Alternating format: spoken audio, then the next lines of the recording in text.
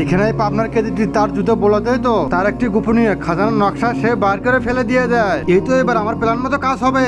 সেই নকশাটি খুলতেই তো সেই জেলটির দারোয়ান চলে আসে সেখানে। এই যে পাগল কেদি 11 নম্বর, আজকে তোকে তো আদালত থেকে ফাঁসির অর্ডার এসেছে তোর জন্য। তোকে তো আজই ফাঁসি দেবে, সেই জন্য আমার কাছে চলে এসো। ওখানে না বসে থেকে বাইরে চলে আয় তুই। হা হা, আজকে আমি কি আনন্দ পাচ্ছি। আরে ভাইজান, এত তুমি খুশি হয়েছো কেন?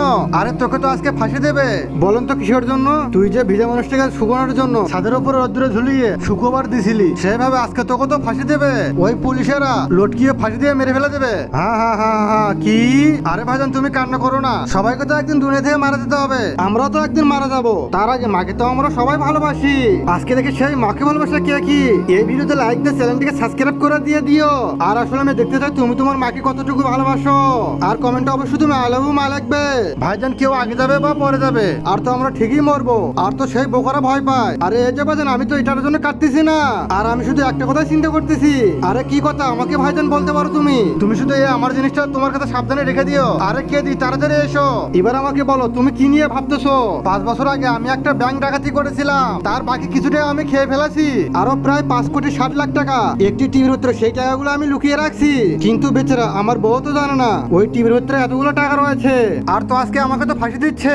আর এই যে ভাইজান তুমি কোনো চিন্তা করো না, আমি নিজে গিয়ে তোমার বাড়িতে আমি ভাবিকে এই কথা বলে দেবো। তুমি শুধু তোমার ঘরের অ্যাড্রেস বলে দাও। প্রথমে যে জিনিসটা তোমাকে দিলাম তার মধ্যেই তো আমার অ্যাড্রেস লেখা রয়েছে।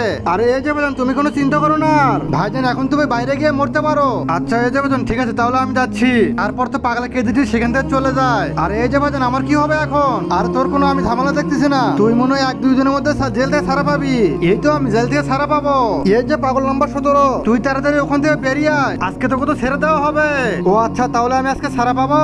এরপর তো ওই লোকটা ছাড়া পেয়ে প্রথমে ওই টাকার লোভে ওই পাগলার বাড়িতে চলে আসে। আরে ভাইজান তোমার তো প্ল্যান মনে আছে?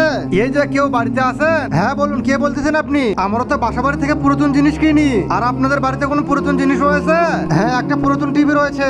হ্যাঁ কিন্তু কিন্তু আমি তো ওটা কোনোদিন বিক্রি করবো না। আরে আপনি কি বলতেছেন? আমরা আরো ভালো দাম দিয়ে কিনি। আরে আমি বলতেছি না আমি ওই টিভিটা বেচবো না।